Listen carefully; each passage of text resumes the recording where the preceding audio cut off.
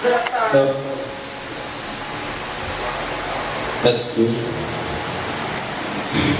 Our Heavenly Father, we thank you again for this day that we can worship you, Lord. Father, thank you for the blessings that you have given us, Lord. And Lord, may you be with us now. May your wisdom guide us, Father. May your spirit lead the way. Father, all we want is you. So Lord, we are here just to praise and worship you. Father, we give you all back the highest praise, the glories, and the honor, for you alone deserve it. Just bless in Jesus' name. Amen.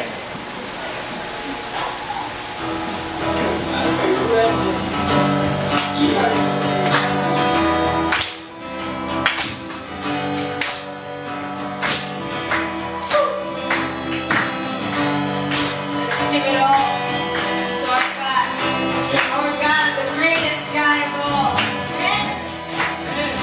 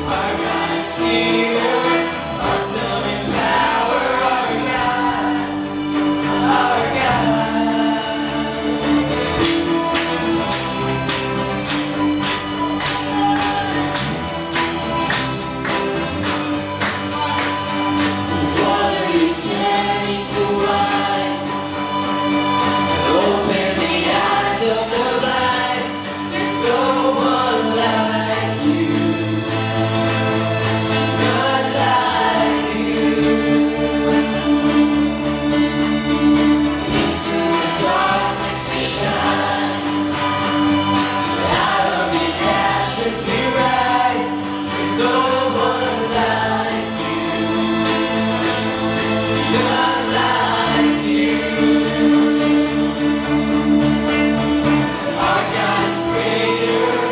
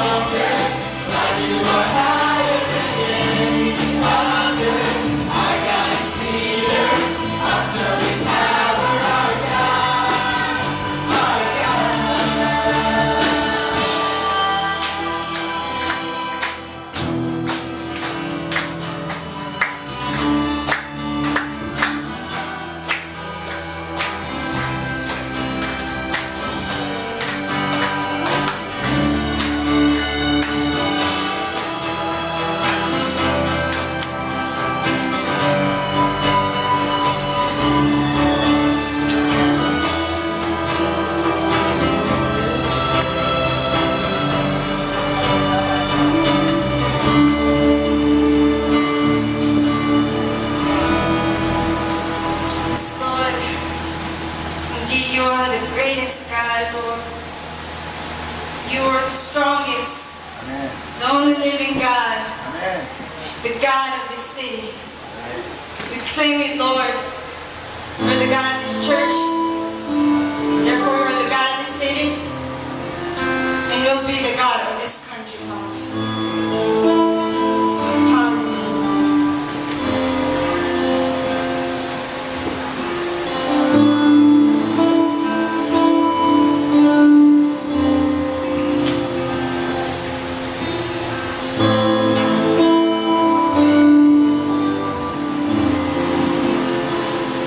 You God of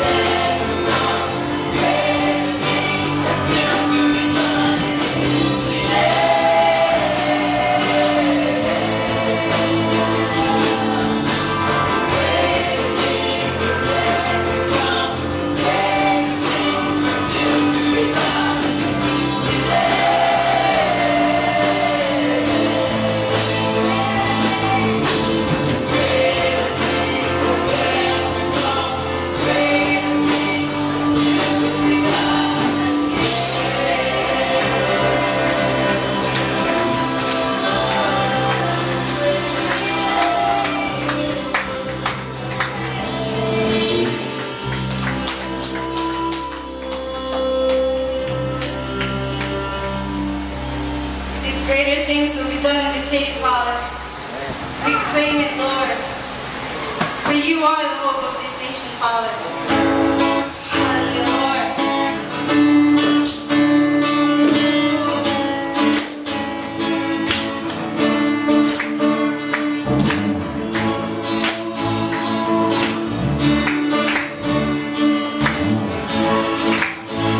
Sing, Jesus, holy.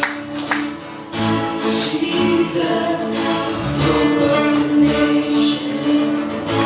Jesus, hope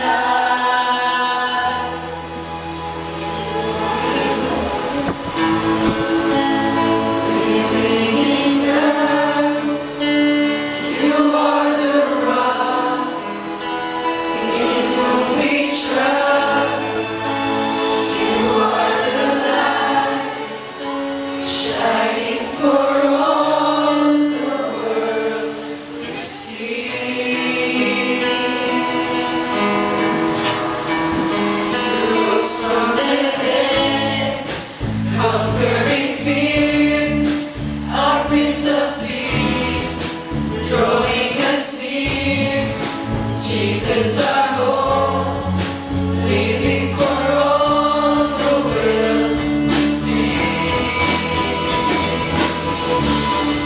You are the Lord, living in us.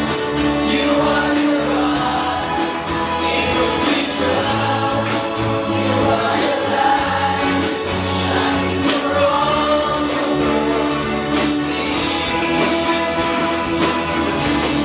You rose from the dead, conquering fear, our Prince of Peace, drawing us near. Jesus our hope, living for all the world to see.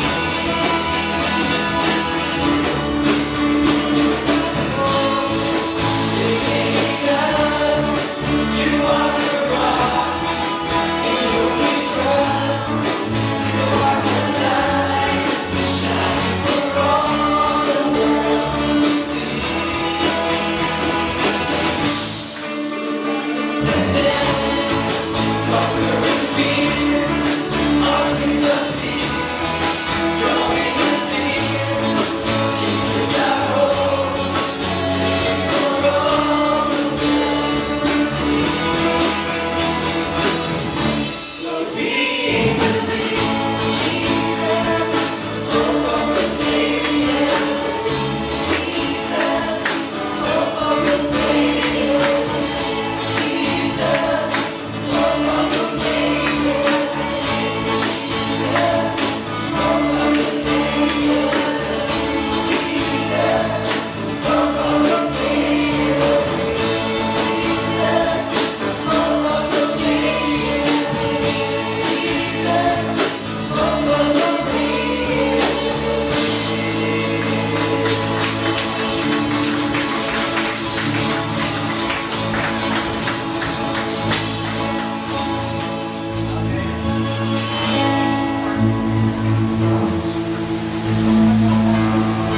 Amen. So that's what as we sing, our God is great.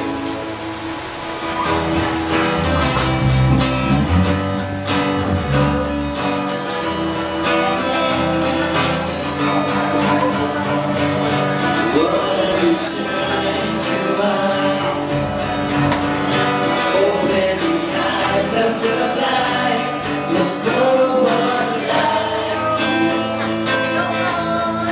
none like you. Into the darkness and shine. Out of the ashes we rise. There's no one like you, none like you. Our God is greater, our God is stronger.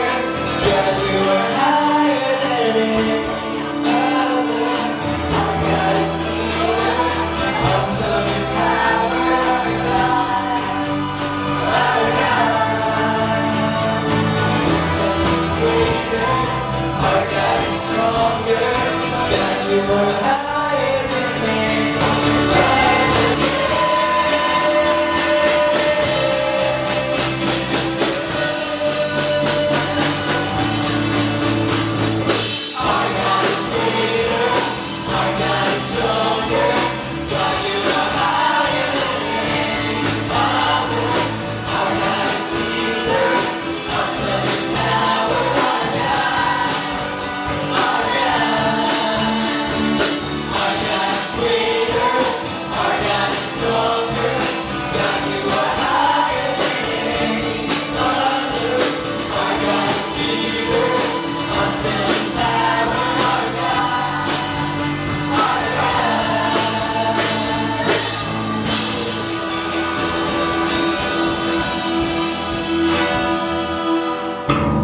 Amen.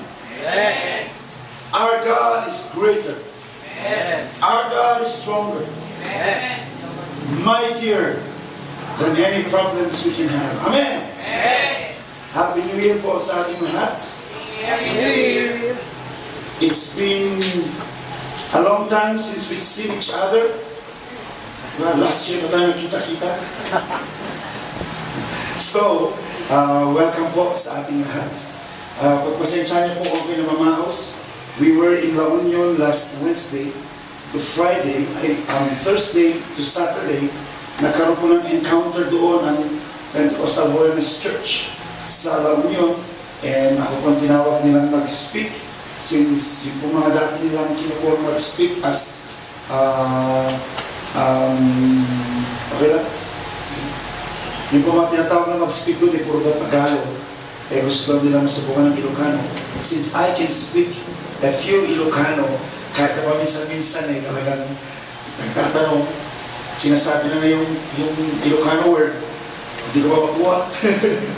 But anyway, ang ganda po na nangyari. No? We were there, Jerry, my wife of course, si Ivan at si Ruth, si Rocky, at saka si Kyra. Nag-enjoy sila last night na, ang ganda ng mga ginawa nila. Meron silang, ang ganda ng ginawa nila, laro sila ng ilaw. Long exposure, kasi like, makikita niyo yung ginawa nila ng butterfly, si Kyra. Sana ito may pakita. Kaso, di ba yung camera ko? Ganda, Ganda mga ginawa nila. And anyway, sabi naman nila, makukulit-ulit yun. Just in case, gusto nyo mong sumama, pagprayan po natin yun. Baka by May, okay? Siguro iniisip ko, kung May, mag-encounter na rin ng youth. Kung mag-encounter ng youth, Pwede, Mag-encounter ng youth doon, pwede, Isama natin, together with youth. Ihiwalay natin ang mga men and women nila doon, tapos ihiwalay din natin ang youth. Kasi may hanging bridge. Medyo po siya. But anyway, once again, pagpasensyahan niyo po. But kinausap ko yung misis ko on the way back home. Sabi ko, kung pwede siya na lang mag-preach. Pero kahit na gustuin man niya, I don't want to kasi maganda po yung message na binigay ng Panginoon para sa atin ngayon. Okay? So bago po tayo magtuloy, let us all stand up and let us claim God's promises for each one of us. Ready? Go. I will make you into a great nation.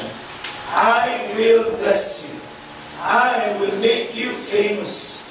You will be a blessing to others. I will bless those who bless you. I will curse those who curse you. And all the families of the earth will be blessed through you. Amen. Father, we thank you that, Lord, this is our first Sunday of this new year. Thank you, Lord, that once again, we can lay hold of your promises. And Lord, today, being our Seed Faith Sunday, Lord, we do believe, just like the song that we've sung, that there are greater things that are yet to come. And you want us, Lord, to be blessed. That's why you're teaching us to set aside a time in our lives where we can plant the seed. And that time is this day, O Lord.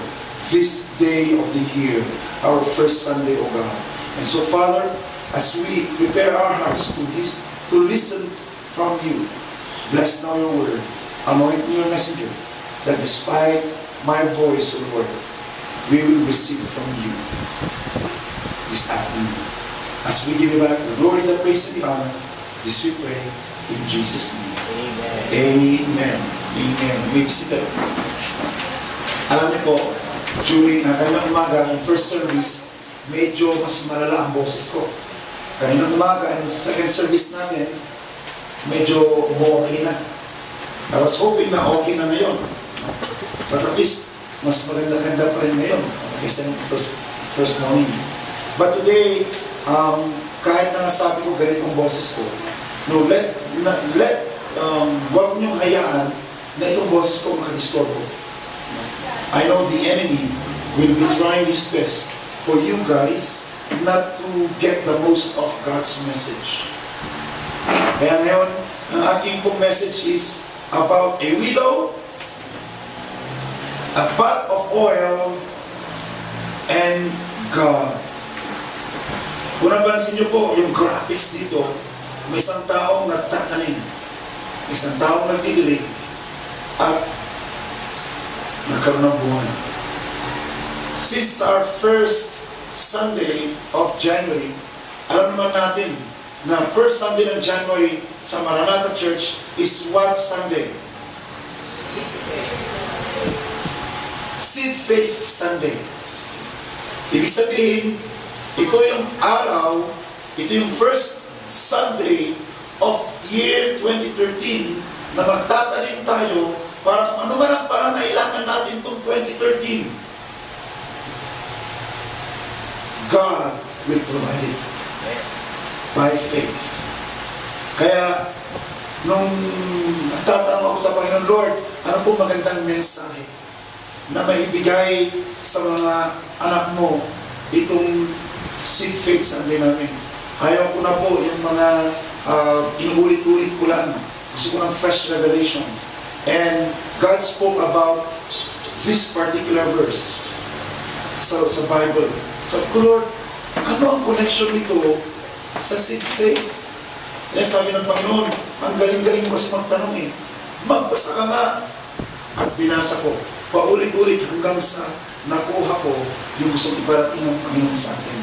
Basahin natin in 2 Kings chapter 4 verse 1. One day, the widow of a member of the group of prophets came to Elisha and cried out, "My husband, who served you, is dead, and you know how he feared the Lord.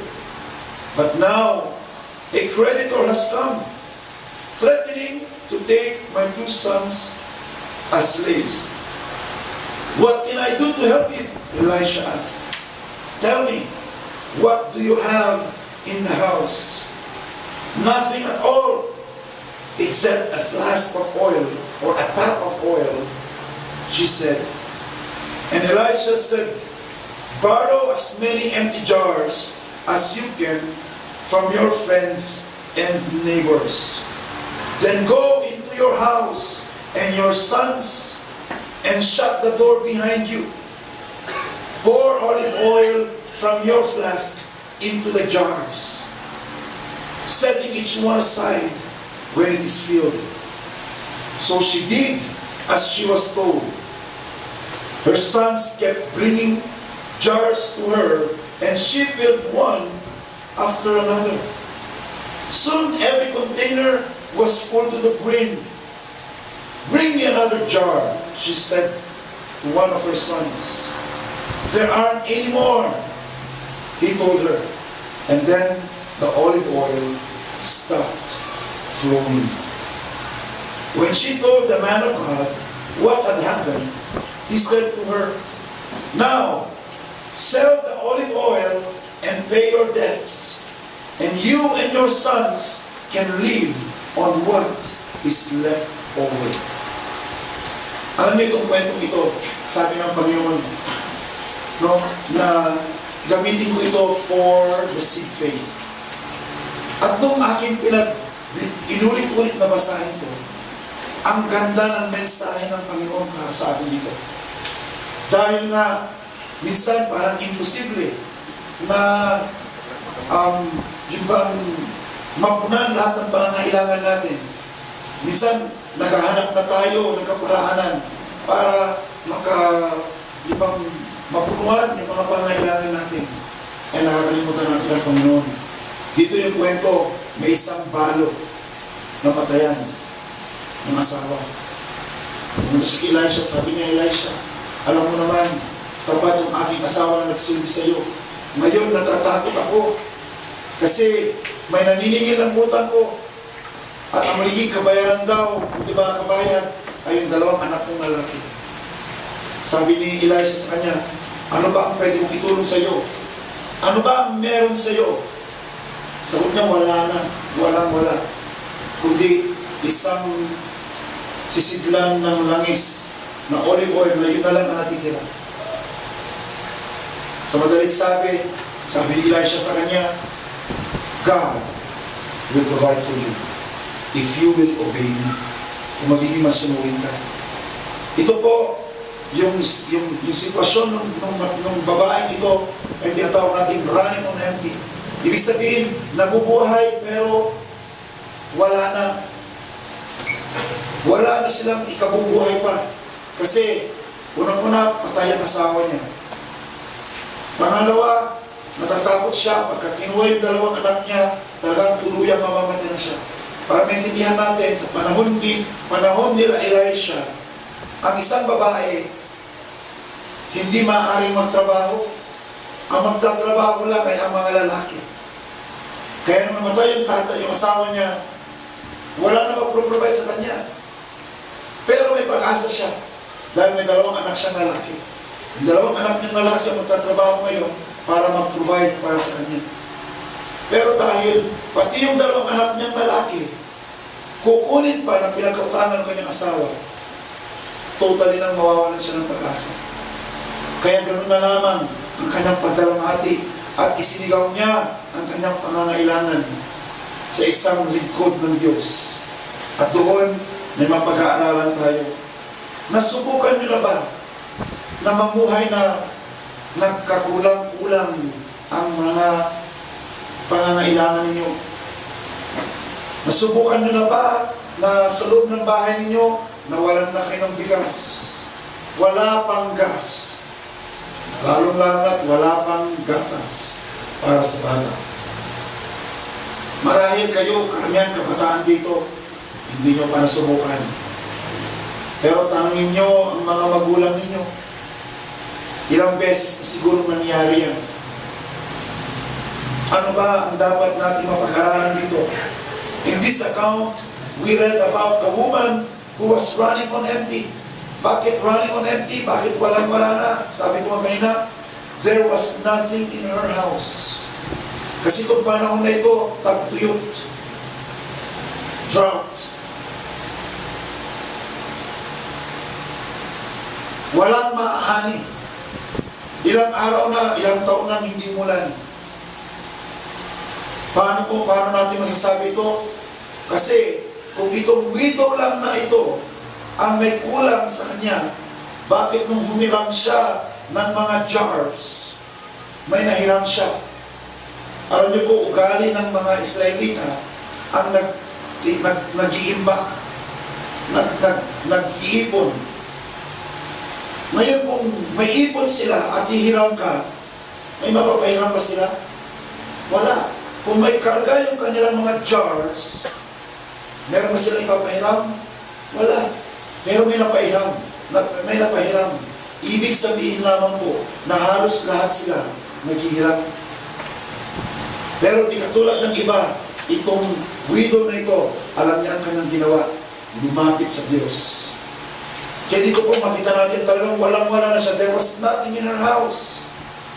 Kaya nga siguro namatay yung kanyang asawa. Imbis na mapagamot, walang pera. O imbis na may pagkain, walang ipakain, kaya hindi gumaling-galing.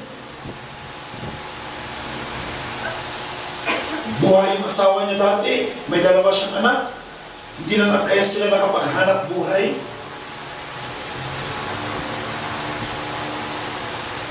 Bakit hindi sila nakapaghanap buhay?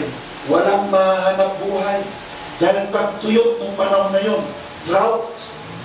Walang ulan. Kahit na magbungkal ka ng lupa, hindi ka pwede magtanim. Dahil tuyong-tuyo ang mga lupa. Kaya dito natin makikita na talagang kawalan ang pamilyang ito. Hindi lang na nawalan siya ng asawa, wala rin siyang income, at walang makakain. No prospects. Wala siyang pwedeng paghanapan ng trabaho. In short, she had nothing. Just like the woman, baka nasubukan nyo na. Ano ang gagawin natin? What do we need to do? What do we do when we are running on empty? Just like the widow in the Bible. She turned to God. So we too need to turn to God. Kaya let us learn a few lessons from these passages. Unang-una po mapapag-aralan natin, what you have is enough for God. Dahil Seed Faith Sunday po natin, magtatanim tayo. Naipangarap ko na po ito last year. Last year, binigay sa akin ng Panginoon ng instruction. Kasi nga, this is our 6th year na nagsi-seed faith. Ano ba ang seed faith? Sa mga ngayon lang po naririnig ito, sa mga ngayon lang na nakasabit sa church nito. Since 2008, naghuhulog na tayo ng seed faith natin. At doon tayo first challenge ng Panginoon. Unang-unang nalikom natin is 5,000 pesos. 2009, naging 9,000 pesos. Medyo increase. 2010, naging 25,000 pesos. Medyo lumaki ang lundag niya. Pagdating ng 2011, naging 20 at 39,000 pesos. At last year, 2012, from 39,000 to 115,000 pesos. Ngayon, kung hindi totoo ang seed faith, sana yung mga kasamahan nyo sa church, hindi na nagbigay pa. At kung hindi totoo, sana tumigil na tayo. At sana lumiit pa ang giving. Kaso palaki ng palaki. At sinasabi ko sa inyo ito, hindi ko sinasabi ang seed faith para sabi niyo siguro matindi ang pangangailangan ni Pastor. Kaya humingi siya ng seed faith. Alam niyo kasi, may mga simbahan na ang first tithes and offering sa church, mapupunta lahat sa pastor. Parang ibang parang pagka-bonus niya. Pero magmula po noon, kahit hindi po tayo sa seed faith, hindi ko po kinukuha ang first tithes and offerings of the first Sunday of the month. Lalong-lalo po ang ating seed faith. Hindi po ako kumuha dyan sa seed faith na yan. Lahat po nagamit para sa church. Pinagbili ng upuan, pinagbili ng mga sound system natin, pinagbili ng ating multimedia, pinagbili ng mga may parating na pong mga ibang mic pa na darating galing sa Amerika at sa Taiwan. Puro po lahat ibinabalik sa tao. Bakit po? Dahil imbis na tanggapin ko to, ginawa ko din pong seed faith ko. Yun din ang tanim ko. Yun din ang aking seed para may tanim. Dahil sabi ko, Lord, kung tatanggapin ko lang ito lang ang matatanggap ko. Gusto ko, Lord, galing sa inyo. At bakit ko tinatanim? Katulad ninyo, may pangangailangan din po ako. At ang pangangailangan ko, malaki-laki po yung building na ipapatayo natin doon sa Green Valley.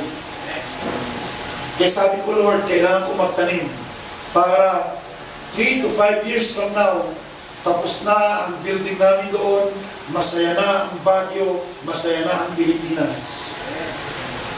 Dahil sasabihin ko po sa inyo isang sikreto nakita ko. Hindi ko nabanggit ito kayo ng umaga. Sabi ko, Lord, paano nasabi mong kikita ang aming property doon? Di ba G2 Church ka? Sabi naman yung opo. Di ba si Pastor Cesar Castellanos? May 12 disciples siya, 12 leaders din sa Pilipinas. Opo. Hindi ba ang mga niyang 12 leaders, buwan-buwan, network gathering? Opo. E di, i-contact mo lahat ng leaders niya. Every month, may magre-rent dyan. O, 12 lang ang leaders eh. Katulad niyan, sa March, imbis na tayo silang aakyat, tayo bababa sa Cubao. Isa-isang church sa Cubao. Para sa network natin kay Pastor Doc Alvin Benson. E sabi ng Panginoon, di mo ba alam na lahat ng churches gustong-gusto ang Baguio? Di ba? Bakit kinabadbad ng Baguio? Kung mga taga-probinsya kayo, malamig. Ano pa? Syudad. Maganda. Syudad. Maraming pasyalan. Ha? Magaganda at Mga gwapo ang mga tao. Galing nyo. Hindi, pero tignan ninyo. Kasi sabi ng Panginoon, hindi lang kikita ang church, magkakaroon pa ng trabaho ang mga miyembro sa church. Kasi sabi ko, Lord, napakabait mo. Kasi sabi ko, napakalaki ng pangangailangan ko, Lord. Kaya hindi ko kukunin itong seed faith na ito. Ibabalik ko rin, ikabalik ko rin. Kaya huwag mo sasabihin kung bakit ako nagpapaseed faith dahil kailangan ko. Hindi po. Tinuturo ko sa iyo ito dahil mas kailangan mo. Sino po sa inyo ito nangangailangan? At ano po ang mga pangangailangan niyo unang-una sa lahat? Pera. Huwag niyo sabihin, Pastor, do, kailangan ng pera. Kailangan ko ng bahay. Aber, anong pambili mo ng bahay? Pera. Huwag mo sasabihin, Pastor, hindi ko kailangan ng pera sa sasakyan. Aber, anong pambibili mo ng sasakyan? Pera. So ano ang unang pangangailangan natin? Pera. At hindi lang basta-basta pera. Maraming pera. Dahil katulad na rin ba ako na gustong tumayo ang building natin sa Gipali? Okay, talagang kailangan natin magtanim. Kaya, what you have, ano man ang meron kayo ngayon, ano man na naipon nyo, na ibibigay nyo sa inyong seed faith, huwag nyo sabihin, napakaliit nito, nakakahiya. Or sabihin nyo, ngayon ko lang narinig. O yung mga kasama na namin last year pa, nagbigay bilang, o nga pala, seed faith nyo, nakalimot ako. At last year nga, itinuro ko na, sabi ko, dahil nakatanggap tayo ng 100,000 plus, sabi ko, hindi ako magugulat kung itong taon na to, magkakamilyon tayo. Para mangyari yun, sinabi na ng Panginoon, tinuruan na tayo. Magmula January hanggang December, mag-set aside na kayo ng seed nyo na itatanim ninyo. Para pagkadating ngayon, pag binilang nyo na yung ninipon nyo, malaki-laki na. Baka sabihin nyo, ha? Meron ba sinabi si Pastor Ron? Either isa, absent ka, dalawa, present ka, absent-minded ka. Or number 3, natulog ka. Diba? Pero bagaman, sabihin mo, paano yun? Seed faith pa lang yun. Ang Panginoon kikilos kahit na kung ano lang ang ibibigay mo.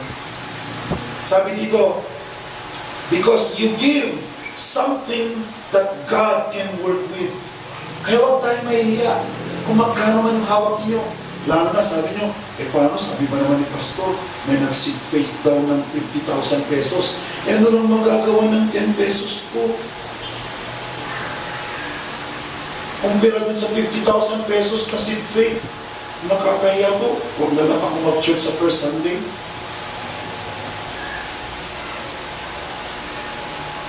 Or, sabihin mo, nakalimot ako ngayon ko lang uli naalala. Ang pera ko lang dito, sa 10 piso. Kung binigay ko pa ito, ano nang pamasahe ko? Diba? Don't worry, sabi ng Panginoon, kung ano ang pwede mong ibigay, o 10 piso, magkaroon pa masahe mo, sabihin mo kahit na 9 pesos, 9 piso kang ihuhulog sa seed faith mo. Sabi ng Panginoon, sapat na yan para sa akin. At kikilos ako para sa iyo. Kasi ganito po yan, God does not create something out of nothing. He was able to create something out of nothing, the earth. Pero sa pangangailangan natin, would you expect na makakapag-withdraw ka sa bangko kung wala kang dineposito? Ganon din sa Panginoon. Dahil sabi ng Panginoon, give and it shall come back to you. Para may matanggap ka, magbibigay ka muna. Kaya, ngayong hapon, God expect you to bring something. Ina-expect ko ng Panginoon na magbibigay kayo sa Kanya na nagpapakita ng inyong pananampalataya. Sabi ko nga, Sino sa atin dito ang may pangangailangan? Lahat tayo. Kung may pangangailangan ka, dapat magbigay ka. So, Pastor, parang wala talaga akong ibibigay. Alam niyo, kasi kabataan kayo eh. Kaya pwede kong sabihin ito. Pastor, wala talaga eh. Nakagda nga lang ako papunta dito eh. Pwede kang umutang sa Diyos. Pwede kang umutang sa Diyos. Sabihin mo, Lord, yung unang-unang allowance ko natatanggap sa pasukan, iuhulog ko sa susunod na linggo. Pero biro, pwede nyo gawin yun. Yung unang-unang allowance nyo, kasi wala pang pasukan, di ba? Sa mga college, so wala pa kayong allowance. Nauunawaan kayo ng Diyos. Alam ko yun. Kayo ang pinapasabi ng Panginoon sa atin ngayon. Lord, yung unang-unang allowance ko, sabi niyo, Pastor, parang sinasabi niyo wala na akong allowance. Makinig kayo ng mabuti sa mensahe ng Panginoon. Okay. Sabi dito, He expects something that commensurates with the blessing you seek. Kayong mga estudyante, maliban sa pera, anong kailangan yung mangyari sa buhay niyo? Makapagtapos. Para kayo makapagtapos, dapat maganda ang grado. Right? Ang ganda nga para sa inyo. Kung ako lang, bata ako katulad niyo, ako young people pa katulad niyo sana. At naituro na ito nun, siguro, ako na ang summa cum laude. Yes. Dahil sa pagtanim kong yun, pati yan kasama. Ang pag-aaral. Sino mong ipro-provide lahat ng Panginoon sa iyo? May mga example na kabataan sa Bible po, na katulad ninyo. Kung maalala ninyo, si Daniel, si Shadrach, Meshach, and Abednego, sila ang mga anak ng Diyos na nung sinacrifice nila, imbis na kumain sila ng karne at uminom ng alak na ibinibigay ng hari, inoffering nila ang kanilang pangangailangan na imbis na kumain ng karne, sabi nila, hindi kami kakain ng karne, hindi kami inom ng alak, gulay lang ang kakainin namin. Dahil nag-offering sila, ano nangyari? Sila ang naging top sa lahat ng kabataan na nasakop ng Babylonia. Sila pa ang naging leaders. Sabi ko kung naging, alam ko lang ito ng bagong kabataan ko, ginawa ko na ito. Kaya napaganda po na naituturo sa inyo ngayon ito. People need a financial blessing. Aminin natin yan. But they are reluctant to give. Ano ang reluctant silang mag-give? To plant a seed or to tithe. God will use what you have to initiate a bigger thing in your life. Kung meron kayong gusto na mangyari sa buhay ninyo, plant a seed. Magtanim kayo para meron kayong anihin sa inyong buhay. Number 2. Una, sabi, kung ano yung meron kayo, ibigay nyo. Pangalawa, pag nagbigay kayo, kahit na piso lang yan, kung yun lang ang talagang meron kayo, sabi ng Panginoon, now expect a miracle. God wants plenty of empty vessels. Huwag sabi ko, 40 piso lang binigay mo. Walang katapat yan sa 50,000, Pastor. Kaya, kung meron, kung wala, wala. No! Kahit na piso lang yan, maganda na kayo ng lalakyan ng blessing niyo. Nagets niyo? Kaya, God wants plenty of empty vessels. The widow had faith in God and the prophet of God, And she did as the prophet has said. She was preparing for the miracle. Kung kayo siguro, yung widow, at kung sinabi ng Panginoon sa inyo, sinabi ng Panginoon sa inyo, prophet of God, ano lang meron ka? Isang pot na may olive oil. Pumunta sa mga kaibigan mo, kung meron ka, ng lalagyan. Lahat sa buong neighborhood mo. At pag nakahiram ka, karagahan mo ng oil. Siguro sabihin mo, sisira na ng ulo ng taong ko. Walang-wala na akong oil. Yun na nga lang natitira. Magpapakuha pa ng marami. Sa katanong niya, sabi niya, nagpakuha na ng marami. Simulan kong ibuhos. Tignan niyo ha. Sa NLT, yung pot, ginawang flask. Sino sa inyo nag-chemistry? Alam niyo yung flask sa chemistry? Gaano kalaki? Di ba? Ganyan lang, Di ba? Ang pinakamalaking flask na nakita ko, ganyan. Pag ano nyo, nagkakarga ng 1 liter. Sabihin na natin yung flask dito, babae, 1 liter. Alam niyo yung jar? Para maintindihan nyo kung gaano kalaki ang jar, ito po ay nagkakarga ng 60 liters. 60 liters.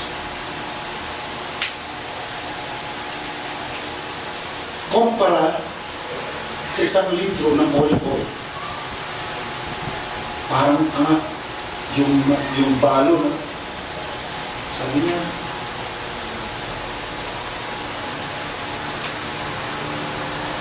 lagay mo na natin natin. Pero naniwala siya. Sabi niya, dahil sinabi ng man of God ko, gagawin ko. At nag-umpisa siyang magbuhos. Naubusan? Napuno to the brim. Ano to the brim? Yung hanggang sa umapaw na. Lahat ng hiniram nila. Hanggang sa sinabi, dali, magbigay pa kayo isa. Sabi, wala na. Sinabing wala na. Saka lang tumigil. Yung nangis. Anong ibig sabihin mo? Ang liit lang ng offering. Ang liit lang ng seed faith, ng widow. Ano ang kapalit? Napakaraming olive oil. Gaano karami natubos niya ang 2 anak niya. Magkano kayo sa palagay ninyo ang bayad ng isang tao?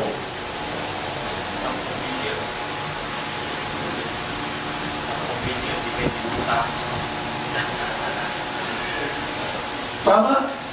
Depende sa status mo. Pero nakita nyo, nung natapos nilang ibuhos yun, sabi niya, Elisha, ito ang nangyari, gagawin ko. Ibenta mo ang mga langis na yan at ang pagbentahan, ibayad mo. Huwag mong babawasan, huwag mong dadagdagan. Minsan, ganun pa nangyari sa atin. Sa mga nakalimot, sabi niyo, oo nga pala, dapat magtatanim kami, dapat makapag-ipon.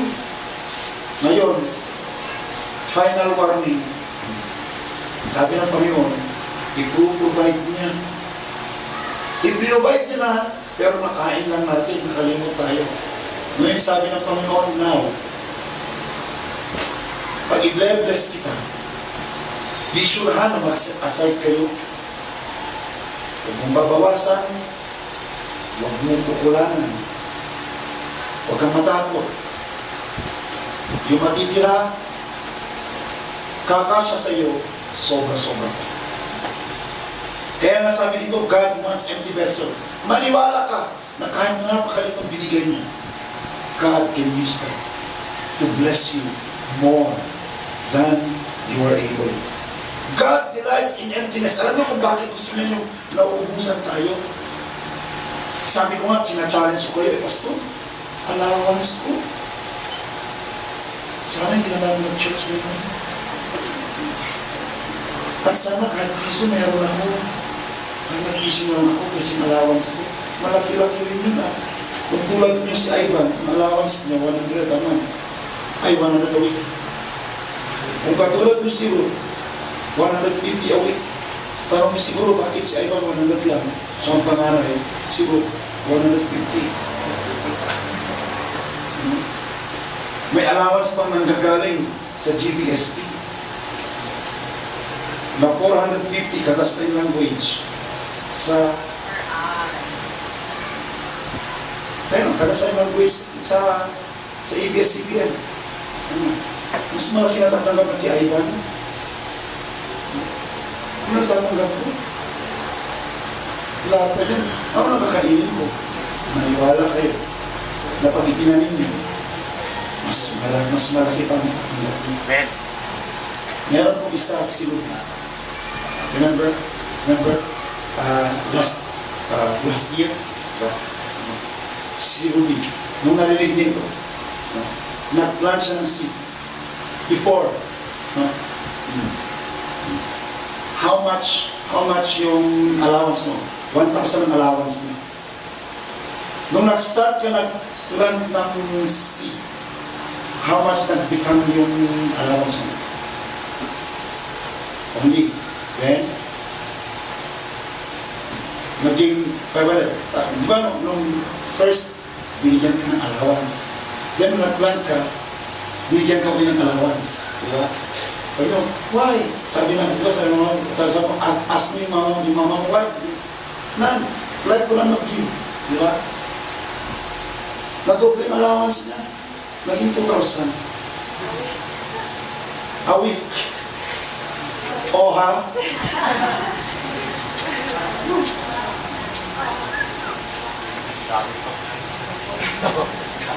Take note, deaf siya. Nakarinig. Ginawa. Umani! Oh, di ba kayo maniniwala doon? Kasi, pag tayo nauubusan, gusto-gusto ng Diyos yun. Alam niyo bakit gusto-gusto ng Diyos? Kasi, masusubukan niyo siya. Hindi natin sinasabing, uy, sinusubukan tayo ng Diyos. Hindi, baliktad. Pag nauubusan tayo, yun ang gusto-gusto ng Diyos kasi gusto niyang subukan natin siya. Baliktad tayo, nauubusan. Siguro pag subok ng Diyos ito, mali.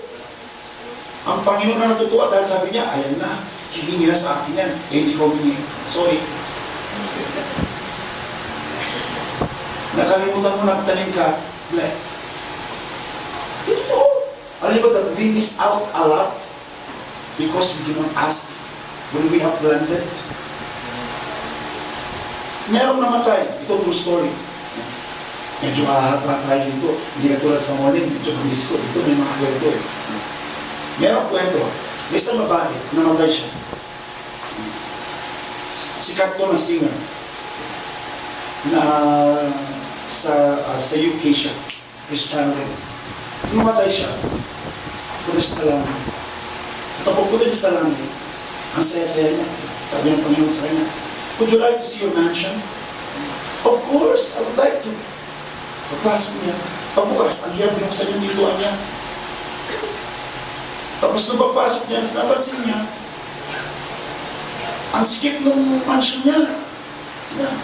What are all these doors? Oh, those are yours to enjoy on earth, but you never asked about it. Nung pagbubuksan niya, lahat ng gusto niya nandun. Sabi niya, I do not need this here in heaven anymore. I have you. Sabi niya, yes. That's why I pity you when you were on earth. You see, you died early because you never asked. Bilang-iyak niya, Lord! Sabi niya, give me one more try. Balik siya doon. Hiningi na sa Panginoon. Isa sa dream niya, maging international recording artist.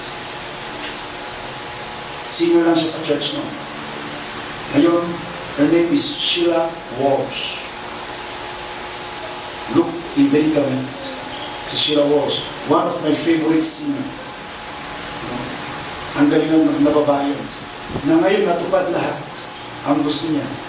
Natuto na siya. Sabi niya, if I were you, keep asking the Lord. Huwag niyong hayaan na sa mansion niyo sa langit, makikita yung mga gusto niyong ma-enjoy sa mundo ito. Why? Yun ang gusto ng Panginoon. When we are running on empty, God wants us to try Him. And He will provide. Next, na pag-aralan natin, is the miracle behind closed doors. Sabi ko nga, marahil baka nakalimot kayo, o ngayon nyo lang narinig ito, hindi kayo nakapaghanda. Kung ano ang meron kayo, maniwala kayo sa miracle behind closed doors. If you really want something from God, ngayon nyo lang naririnig ito, hindi kayo nakapaghanda. Or nakapaghanda kayo, dala-dala nyo na yung ipon nyo. If you really want something from God, then enter into your closet and talk to your Father in the secret, and He'll reward you openly. Anong ibig sabihin nito? Kung ano yung meron ka lang, maya-maya ng kaunti, maaga ka naman tayo ng kaunti makatapos mamaya, bibigyan namin kayo ng pagkakataon na pumunta sa secret room nyo. Ibig sabihin ko kayo maghanap ng secret room, walang secret room dito. Ibig sabihin lang ito, mag-pray ka with God. Lord, sorry, nakalimot ako. Si Faith pala, sabi nga pala ni Pastor, mag-ipon na. Bakit na pala hindi ako nakapag-ipon? Nakalimot ako, sorry Lord. Pero ngayon, ito lang po talagang meron sa akin, alam niyo naman. At itatanim ko. At sabi dito, when you talk to your Father in secret, He'll reward you openly. Makikita ng tao ang blessing sa inyo. Di ba, last few Sundays, nung nandun tayo sa lote natin, ang daming taong nag-testify, ayaw papigil. Sabi ko, dalawa lang, naging 5. Sabi na, Pastor, kasi gusto ko i-testify, yung sick faith ko, gusto ko sabihin sa tao, na natanggap ko na. O, marami nakarinig sa inyo. Isipin nyo, ilang sasakyan. Isa natanggap niya, isang sasakyan. Isa natanggap niya. O witness yung iba sa inyo. Ilan yung i-dedicate natin at witness natin sa sasakyan. Diba? Dalawang motor, dalawang Renegade, isang jeep, isang truck. Diba? Oh, lahat yun. Seed faith. Lahat yun. Seed faith. Yung makikita natin dito, ano yung meron kayo? Sabi Lord, ito po ang itatanim ko. But I tell you, next year, baka hindi pa bumabot next year eh. May kakalapit na sa akin, Pastor. O kaya, katulad ng iba, kinukulit ako sa Facebook.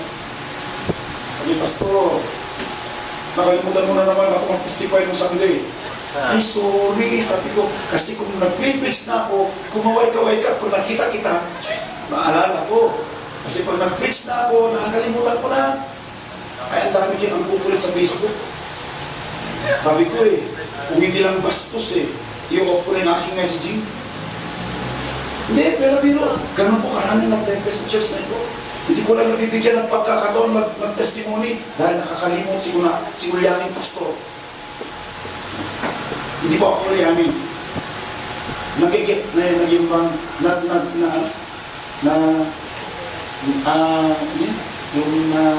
nagigit away. Nakikerry away. Nakikerry away ako. Sa salita ng Diyos, pag nag-preach na ako, wala na akong naiisip kundi ang mensahe ng Panginoon at nakikinig sa Kanya kung sasabihin ko pa sa inyo. Kaya, paumanhin po sa mga taong yan. Plant your seed, and you don't have to let everyone know how much you have planted. Never niyo pa po narinig sa akin, for 6 years, for 5 years, going to 6 years, na may binanggit ako, may isang tao, kung magkano ang pinanggit. Because that is your secret covenant with God and God alone. Ang nakakaalam lamang po ng tinanim nyo, ng seed ninyo, yung treasurer natin, asawa ko at ako, wala nang iba. Bakit po namin di sinasabi kung magkano ang binibigay niyo? Because that is your covenant with God. Wala po akong pakialam, wala po akong karapatang husgahan kayo. Bakit ito nang binigay nito? Hindi ko pwedeng sabihin niya.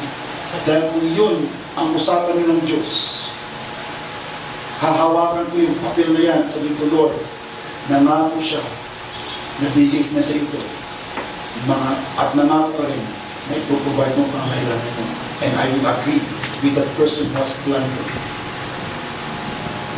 Kaya agreement po natin ito. Plant. All you have to do is to name that seed.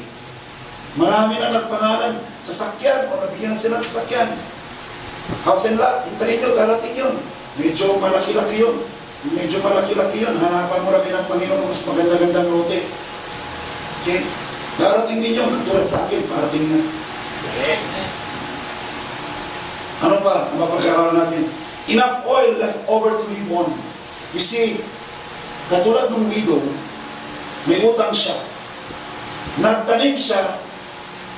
Ano itinanim niya? Yung kahuli-huli ang oil niya. At nung nagtanim siya, imbis na ibenta niya yung oil na yon, yung natitirang yun, para pangkain nilang mag-ina, at mamatay na lang pagkatapos. Hindi. Ibinigay na lang sa Diyos. At ibinigay na sa Diyos, meron siyang pambayad. Sabi ng Panginoon, yan ay provide na pambayad ng utang, ibayad mo. Ganon din sa atin. Ngayon, after na mag-plant kayo ngayon, this coming years, God will bless you. Pero, huwag kayong maging sakina. Baka bine-bless kayo, imbis na nag-set aside kayo, ang tanim niyo uli, kinain niyo na naman. Kaya tuloy, naubusan na naman kayo. Sabi ng Panginoon, huwag ka mag-alala, huwag ka matakot kung nagtabi ka. Sabi mo, Lord, yung bang seed faith, pareho sa tithes and offerings, hindi ko. Ang seed faith is above and beyond your tithes and offerings. Ang tithes is you're not giving to the Lord. Ang tithing po is not giving. Tithing is returning it to the Lord. Sabi ng Panginoon, akin yan eh. Ibalik niyo. Bakit po sinasabi yun? Di ba sabi ng Panginoon, in Malakay chapter 3, pinagnanakawan niyo ako. Ano ninanakaw namin, Lord? Sa tithes and offerings. O, kanino yung tithes? Kung sa iyo yun, bakit sabi ng Panginoon, ninanakawan mo ako? Hindi sana sabi ng Panginoon, ninanakawan ko kayo pag nagbibigay kayo ng tithes and offerings. Tama? Dahil sabi ng Panginoon, pinagnanakawan ako. So yung palang tithes, it's not yet giving. Ang giving is your offering and seed faith. So dapat maging klaro sa atin yun. So sabi ng Panginoon, ito bibigyan kita ng seed. Pang-offering mo yan. Pang-seed faith mo yan. May sobra. Sabi dito, enough oil left to live on. Huwag kayong matakot. Sabi ng hirap pala maging Kristiyano. Hirap pala maging Kristiyano sa Maranatha Church. May tithes ka ng 10%, may offering ka pa, may seed faith pa. Hanap na lang akong ibang church. Kasi ibang church, okay, balik na lang ako sa dati. Yung sa dati, magbigay ka lang, ayos na yun. Hindi na sinasabi ng tithes dito, napaka-gastos pala rito. Narinig nyo na yung kwento ko patungkol sa isang tao, humingi ng tulong sa pastor para ma-bless siya. Ulitin ko lang po, sa mga hindi ko nakarinig. Isang lalaki lumapit sa pastor, wala akong trabaho. Ang laking trabaho dito sa church. Maraming pangangailangan. Pwede bang pag-prayan niyo ako? Na-bless ako ng Panginoon para magkatrabaho ako? Okay, pinaprayan siya ng pastor. Lord, bigyan niyo ng trabaho ang lalaking ito. Dahil ang puso niya ay makapagbigay sa church. Nagkatrabaho siya. Unang-unang sahod niya, 1,000. Magkano ang tithes ng 1,000? 100. Binagay niya, hinulog niya. Yes, Lord, salamat. Ito. Salamat. 1,000 niya, next na dahil nag-tithes siya, nakita ng Panginoon, wow, tapat siya. Next na naging sweldo niya is 10,000. Magkano na ang tithes ng 10,000? 1,000. Lord, pinagpala mo ako, ito ang tithes ko. Sumunod, yung 10,000, naging 100,000. Magkano ang tithes ng 100,000? 10,000. Lord, maraming matutulong na matutulong ito sa church. After 10,000, after 100,000, naging 1 million na. Nung binilang yung tithes niya, 100, magkano yung tithes? 100,000. Ang laki. Kung sa pastor, pwede bang ipaalam mo sa Panginoon? Masyadong marami pang 100,000. Ang dami may tutulong dito sa business ko. Pwede bang pakiusapan mo sa Panginoon na sana maintindihan ka na ito lang mo ibibigay ko?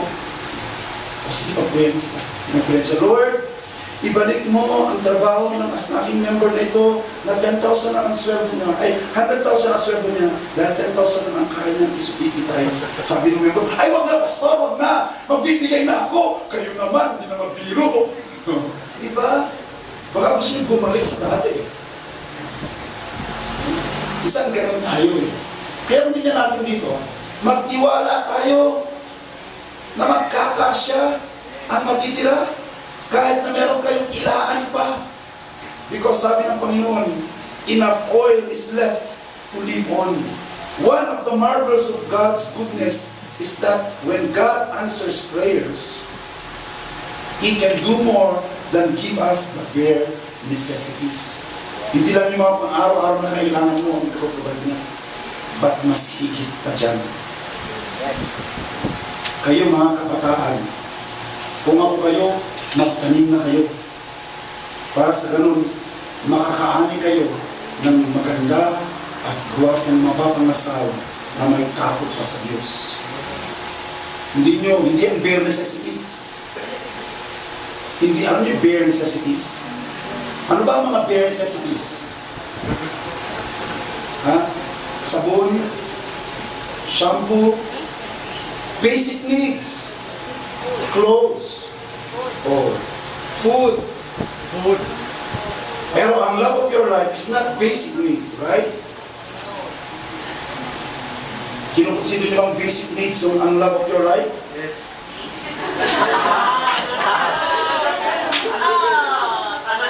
Diba? It's your life. Right? Buhay niyo yun. Oh. Kaya start planting. Start believing that God will provide you not only the bare necessities. Bahala kayo kung gusto yung bare necessities lang. Magkaroon lang kayo ng asawa, pero kung nakita nyo, nanay, bakit ba? Hindi ako nagtanim noon. Gusto nyo na ganon? Bare necessities, ubot-ubad lang. Anong meron po? Ano? Kaya ngayon pala, magtanim na kayo. So that God can provide for you. Remember, He can do more than give us the bare necessities. You see, church, when God blesses, God pours. And it overflows. Amen? So, let's make our resolve. Mag-decide na tayo ngayon. Magkaroon na tayo ng resolution. New Year's resolution. Magmula ngayon, Lord, magtatanim ako for my future needs. Ito yung ginagawa natin eh. Nagtatanim tayo ngayon for the next 2013. Kaumpisa pa lang, January 6 pa lang ngayon. Magtatanim na tayo ngayon para lahat ng pangangailangan natin in the future, hindi ka na maghahanap pa, i-provide na ng Panginoon. Gusto niyo yun? Yes. Kaya nga, so let's make a resolve that for all our future needs, we will plant the seed. Then, importante rin to, prepare for the great miracle harvest. Ulit? Sabay-sabay. Yes. Let us pray. Our Father and our God, Lord, we thank you for this day. Salamat po, Diyos, sa inyong mensahe para sa amin. Alam po namin, O Diyos, gusto niyo po na i-provide lahat ng pangangailangan ng inyong mga anak. Ngunit minsan, kaya nagkukulang, may pagkukulang po kami. Kaya Panginoon ngayon, sabi niyo nga po, ngayon, uumpisahan na namin. Ano man ang may abot namin sa inyo, ano man may tanim namin o Diyos, sabi niyo po, sapat na yan. Para pagtrabahuan na may magagawa kayo sa mga bibigyan ninyo. At Lord, ano man ang aming may tatanim ngayon, naniniwala kami at maghahanda kami ng tumanggap ng napakadakilang pagpapala galing sa isang dakilang Diyos. Lord, usapan lang natin itong dalawa. Wala nang iba. Alam niyo ang ano-ano ngayon sa amin. Kaya Panginoon, sa aming pagtatanim, alam po namin na tinuturuan niyo na kami na pagka bumubuhos na po ang pagpapala, ay wag lang sarili dito, kundi matuto ng magbukod, mag-set aside, O Diyos, para next year, may tatanim na naman ng Diyos. Salamat po. Kaya Panginoon, ibinabalik po namin sa inyo lahat ng papuri at pagsamba sapagkat kayo ay karapat-dapat purihin at sambahin. Ito ang aming sawat dalangin sa ngalan ni Jesus. Amen. So today,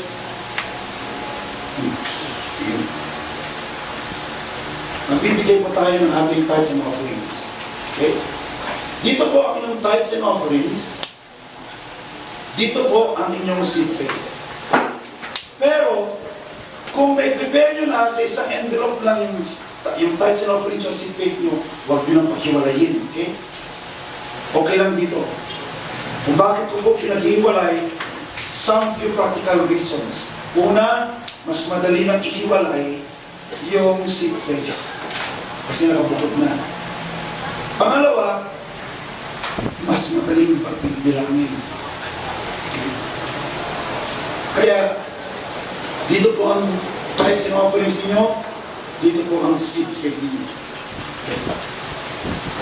So, bago po natin gawin yun, let us pray. Also, I'll give you time to go to God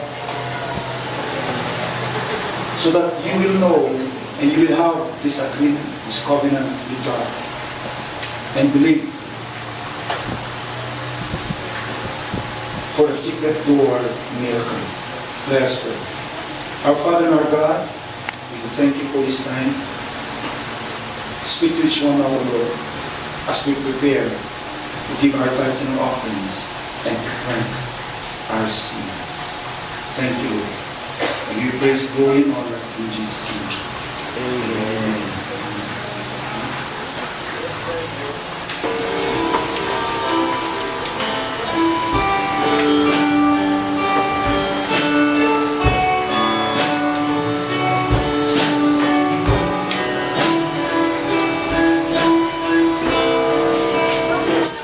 Alabaster jar, so I have a word.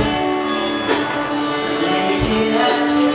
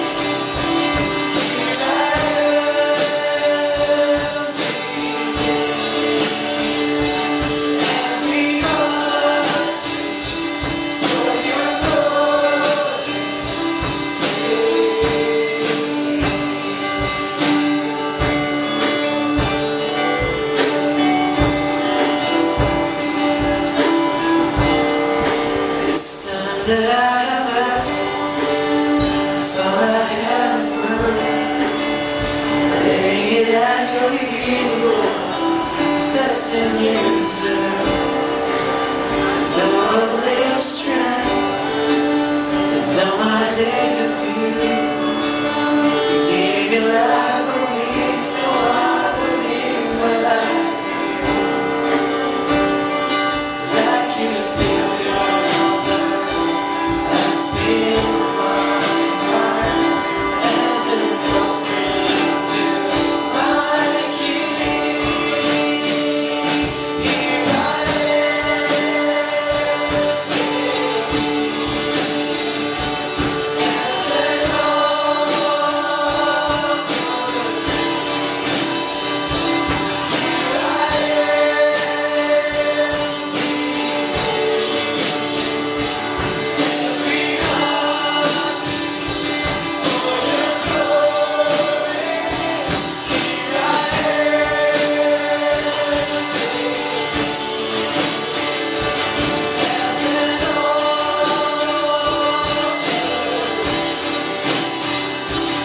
Here I am,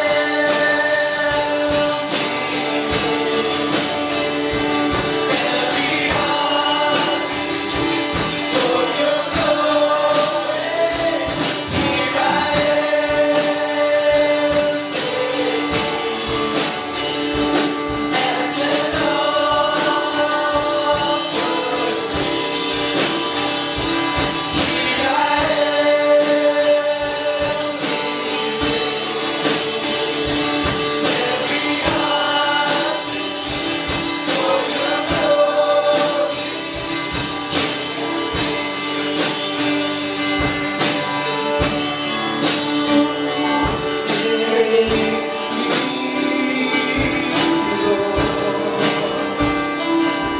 Won't you take me, take my life, Lord, use it for your glory. Take me, Lord, take me.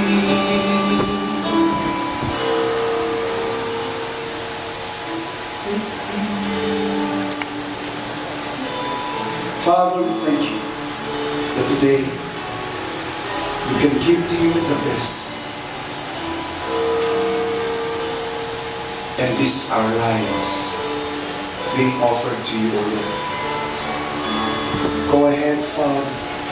Take our lives as an offering and use it for the glory of God. And as we have given our lives, Lord, we thank you as well for an opportunity, Lord, to give back to you what you have given us in the first place. Father, you said in your word that when we cheerfully give back to you our tithes and our offerings, Lord, you give it back to us, good measure, pressed down, shaken together, to make room for more, then you add more. And when it starts to overflow, then you open the floodgates of heaven and pour so much blessings that there will not be enough room to receive such blessings, O Lord. And not only that, Lord, you will even protect us from the one that destroys our finances, the one that robs our finances, O Lord, and the sources of it. And you even said, Lord, that we can test you, that we can prove you, if you will not pour so much blessings, that there will be plenty of extra and leftovers, so that we can share it to others, and we can even save some for our future, and be a blessing to all the families of the earth. Thank you, Lord. Bless now those who have given their tithes and their offerings, both here and abroad, who are faithfully sending in their tithes and their offerings, O Lord. And help us as a church to use these tithes and these offerings for the expansion and furtherance of your kingdom, O Lord. Thank you. We praise you. Give you glory and honor. In Jesus' name. Father, now we thank you that we can now plant our seeds that you have given us. Father, thank you for the people who are faithful in giving their seed faithfully. But Father, we will say no. It is you who is the faithful one. You are so faithful that you have given us this seed faith that we can plant. And not only the seed faith, you even given us more so that we can live for the rest of this season, for the ones that is left after we have planted the seed. Thank you, Father. We believe that as the seeds were named, Father, that you will provide forth for where the seed was named for. Not only that, you will even pour so much that there will be plenty of extra to live with. Thank you, Father. Bless now these seeds, O Lord. And as we anoint them, Father, with oil, we are saying, Lord, that from now on, your blessing will be upon our lives. In the name of the Father, and the Son, and the Holy Spirit. In the name of the Father, and of the Son, and of the Holy Spirit. Amen. So ngayon naman ang pangyarihan ito. Pero pinapaalala ko, bawat makita nyo yung inyong wallet, na anointan na yan. Sabi niyo, Lord, dapat hindi na maubusan. Okay. So, lapit na po. Pati po yung inyong mga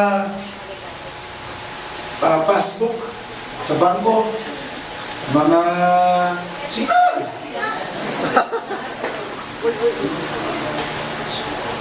Lahat po.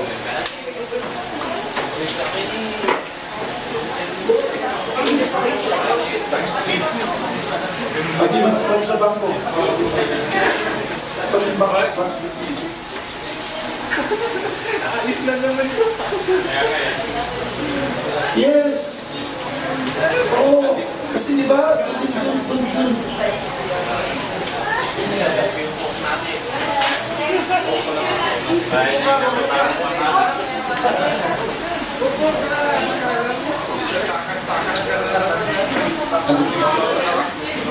Salamat po pa muna. Salamat po. Salamat.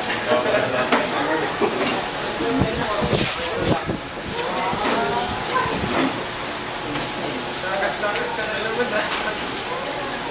Bantayan niyo. Bantayan niyo.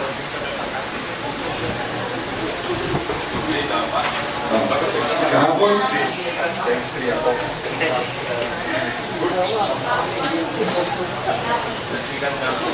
Ano? Ano si Mama?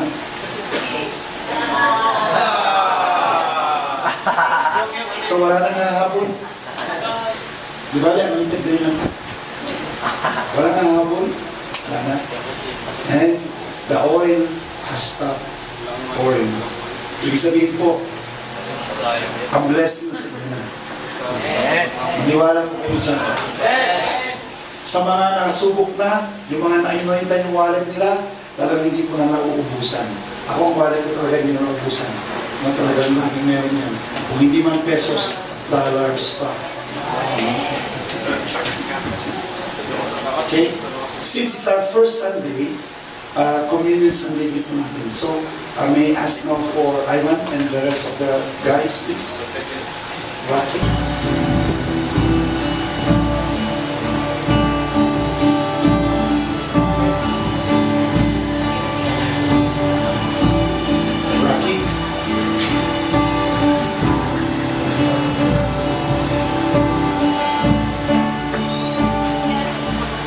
As we break this bread, as we drink this cup, Lord, we remember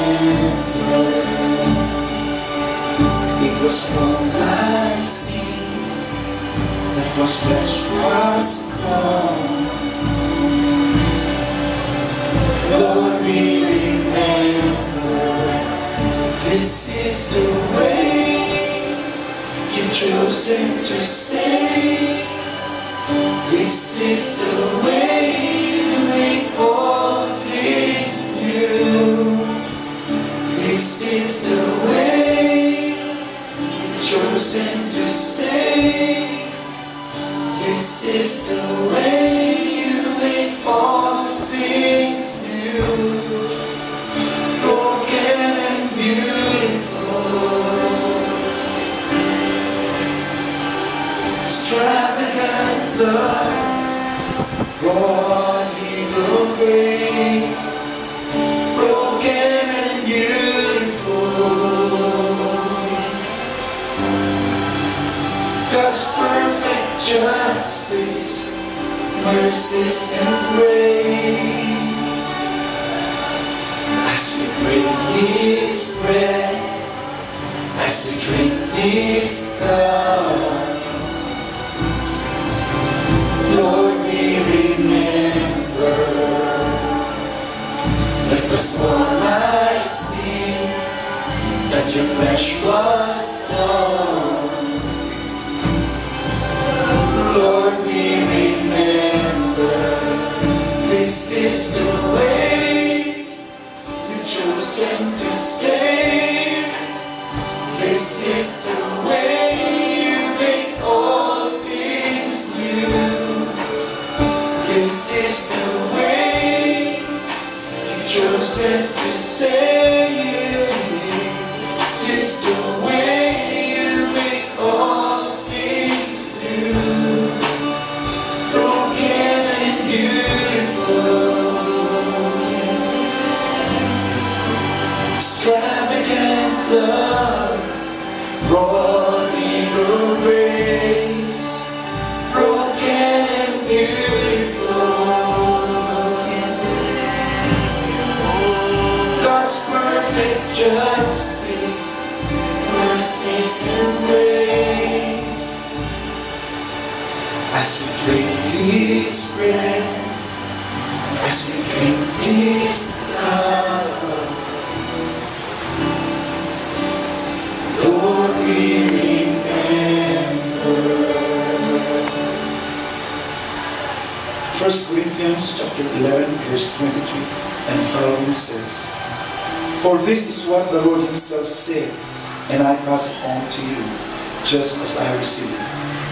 On the night when he was betrayed, the Lord Jesus took a loaf of bread, and when he had given thanks, he broke it and said, 'This is my body, which is given for you. Do this in remembrance of me.'" Let us all partake of the bread.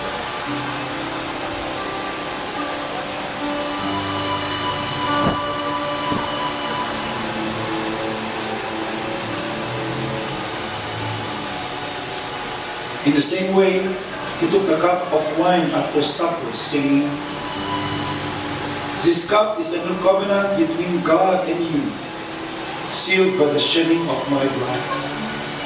Do this in remembrance of me, as often as you drink it." Let us all drink.